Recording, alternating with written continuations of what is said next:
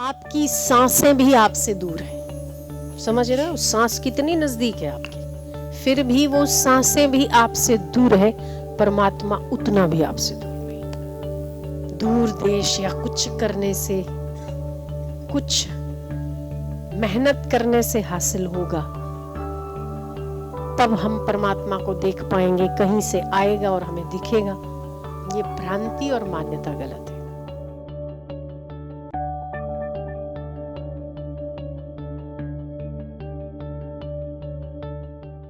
ब्रह्म जितना दूर लगता है उतना है नहीं। सबसे पास अगर कोई है, वो क्या है? आपका परमात्मा। आपकी सांसें भी आपसे दूर हैं। समझ रहे हो, सांस कितनी नजदीक है आपकी, सांस कितनी पास है आपके, सांस का एहसास कितना नजदीक है आपके, फिर भी वो सांसें भी आपसे दूर है। परमात्मा उतना भी आपसे दूर नहीं। बोलो, फिर भी दूर लगता है? लगता है ना, दूर लगता है। दूर देश या कुछ करने से, कुछ मेहनत करने से हासिल होगा, तब हम परमात्मा को देख पाएंगे। कहीं से आएगा और हमें दिखेगा। कुछ करेंगे तो हम पा जाएंगे। ये भ्रांति और मान्यता गलत है।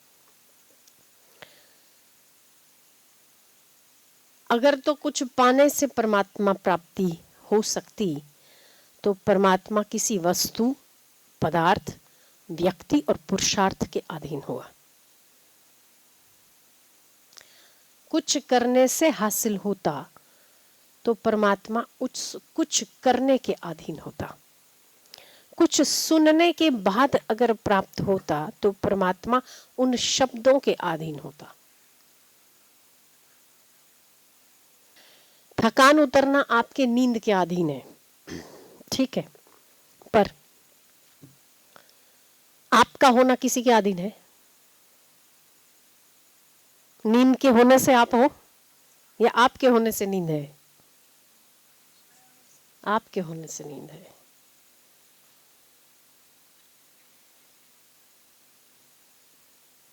आपके होने से घर है, घर के होने से आप हो।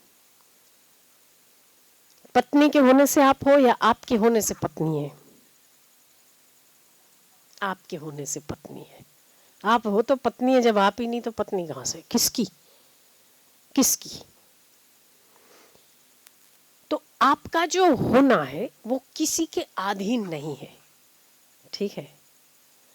हम हैं तो आप हो, जब हम ही नहीं तो आप कैसे आते? मेरा होना किसी के अधीन नहीं। ऐसे ही आपके होने से ही सारे जगत के संबंध बने हैं। आप पिता हैं, किसी के पति हैं, किसी के बेटे हैं, किसी के चाचा हैं, किसी के मामा हैं, किसी के कुछ हैं, किसी के दुश्मन भी हैं। पर आप हो तब दुश्मनी है, आप हो तब मित्रता है, आप हो तब आपका पतित्व है, आप हो तब आपका बेटापना है। आपके होने से वो आपका होना किसी और के अधीन नहीं, किसी और का होना आपके अधीन है। तो जो आप अपने आप को होनेपन में मानते हो ना, मैं अच्छा था, मैं बुरा था, ये काला है, ये गोरा है, आज सपना अच्छा आया है, आज सपना बुरा आया है, आज मेरा मन ठीक है, आज मेरा मन भी बेठीक है, आज मैं स्वस्थ हूं, कल मैं स्वस्थ नहीं था, आज मैं अच्छा हूं, कल मैं नहीं था। आगे के सारे विशेषण बदल गए। आज मैं अच्छा हूं, कल नहीं था, मैं गोरा हूं, पहले नहीं था, आज मैं ठीक हूं, कल नहीं था। वो जो विशेषण है वो बदले, पर वो है में कोई परिवर्तन आया क्या? है बदला क्या? है नहीं बदला। हूँ काड़ो छू, हूँ गोरो छू, हूँ जाड़ो छू, हूँ पातड़ो छू, हूँ ऊंचो छू, हूँ नीचो छू, हूँ नीचो, हूँ ऊंचो, हूँ काड़ो, हूँ गोरो। ये सब विशेषण में फर्क है, पर छू है फर्क नहीं। वो जो है पना है, उस है पने में स्थिति ही आपके आत्मपद की स्थिति है। सब बदल जाए, पर वो है नहीं बदलता, है किसी के अधीन नहीं है के अधीन सब है, नहीं तो अधूरा है। मैं काला, मैं गोरा, पर जब आप कोई बात करते हो उसमें है कितनी बार बोलते हो, वो अपने होनेपन को सिद्ध करते हो। उस है के बिना, मतलब आपके बिना, मैं काला हूं, मैं गोरा हूं, उस है पने के बिना न काला है, न गोरा है, न ऊंचा है, न नीचा है, न ऊपर है, न नीचे है, उस है में ही सब है। अगर आप ही नहीं होते तो काला कौन होता, आप नहीं होते तो पति कौन होता, आप नहीं होते तो पत्नी कहाँ होती। तो आपका होना ही सब कुछ है, ठीक है। पर हम क्या करते कि मेरा होना तो वो मैंने माना नहीं, पर दुनिया जो मुझे नजर आ रही मेरे लिए वही सब कुछ है। इसीलिए आपका सुख पत्नी में है, आपका सुख बच्चों में है, आपका सुख कहीं और है, आपका सुख रिफ्रेशमेंट में। रिफ्रेशमेंट आपसे ऊपर, आपसे, आपके अलावा और आपसे ज्यादा न कोई आपको सुखी कर सकता है, न कोई सुखी हो सकता है। जो भी है आप स्वयं है। आपके होने से जगत है, आप नहीं तो जगत नहीं।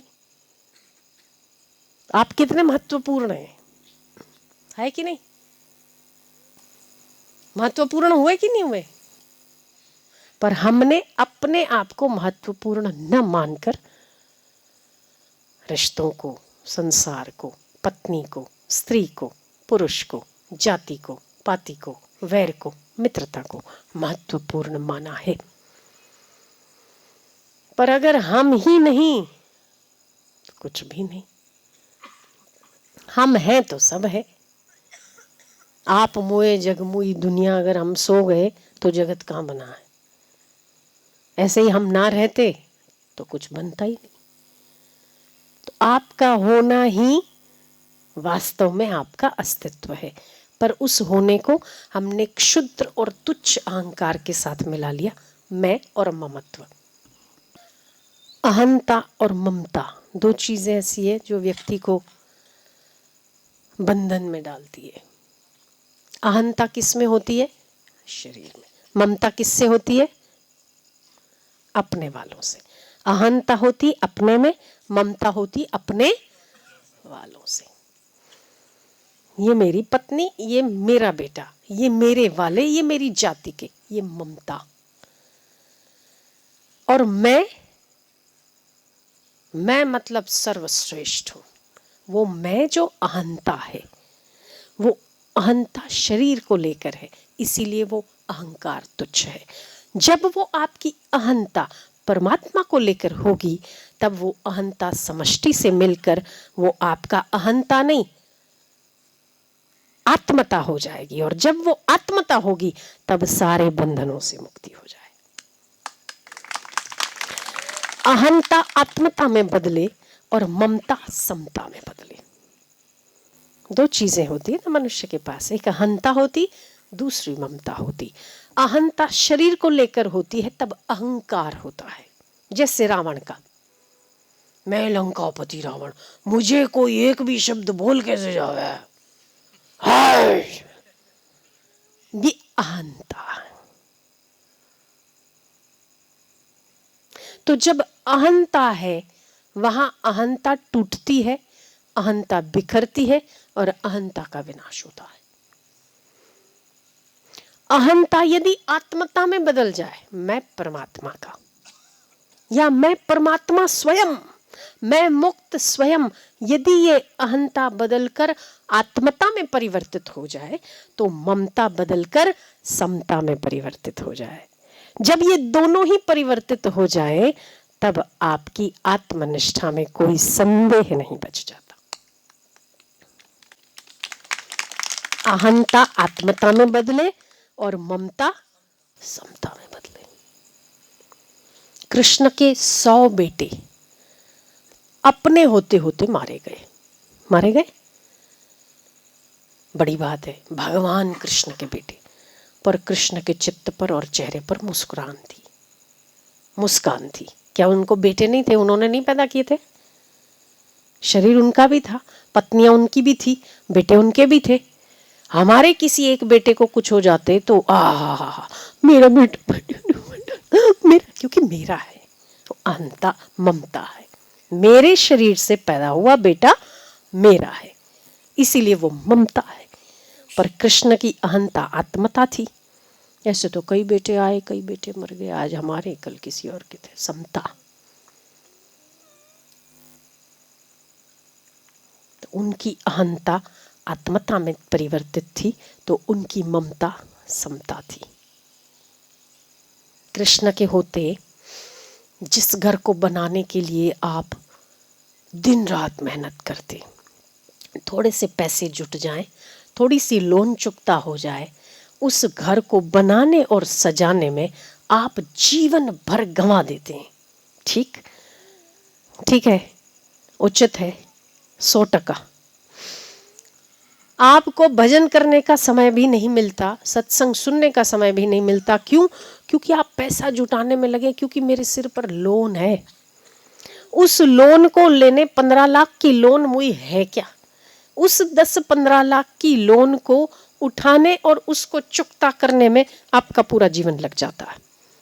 उस मेहनत से बनाया हुआ आपका वो छोटा सा घर, जिसे हम घर नहीं बाथरूम भी नहीं कहेंगे, उस द्वारिका के आगे, ठीक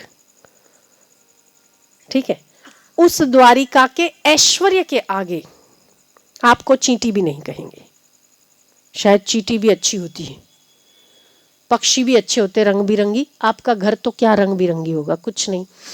विश्वकर्मा ने बनाई हुई द्वारिका एक एक रत्नों से विभूषित थी, सुवर्ण की द्वारिका। अगर तो देवताओं के शिल्पी ने बनाई हो तो आप समझ सकते हो कि वो कैसी होगी, कोई कमी नहीं रही होगी। वो द्वारिका आपके घर में आपकी लोन इधर से उधर हो जाती है या चुकता नहीं होती, उसमें आप परेशान हो जाते हैं। अरे रे रे रे, मेरा घर अगर मैं लोन नहीं चुकाऊंगा मेरे हाथ से चला जाएगा, वो वापस बैंक ले लेगी, सील कर देगी। उसके पीछे आप जीवन भर खपा देते। पर वही कृष्ण ने एक यूनिक पीस, जिसको हम कहते हैं, आज के पहले ऐसी द्वारिका न बनी, न आज के बाद कभी बनेगी। ऐसा यूनिक अपना घर खुद के हाथों से डुबोया कि नहीं डुबोया? हाथ से समुद्र में डाला, नहीं डाला? आप डाल सकते हो। वो समता का सिंहासन पे विराजमान व्यक्ति अपना घर जलता हुआ भी हो तभी भी आत्मा घर नहीं जलने देता, डूबता हुआ भी हो फिर भी समता डूबने नहीं देती। तो आपकी अहंता जब आत्मता में परिवर्तित हो और ममता जब समता में परिवर्तित हो, तो नियति जैसा लिखा है, जो होना है वही होकर रहता है। आप लाख कोशिश करो कि अनहोनी ना हो, ऐसा संभव ही नहीं कि नहीं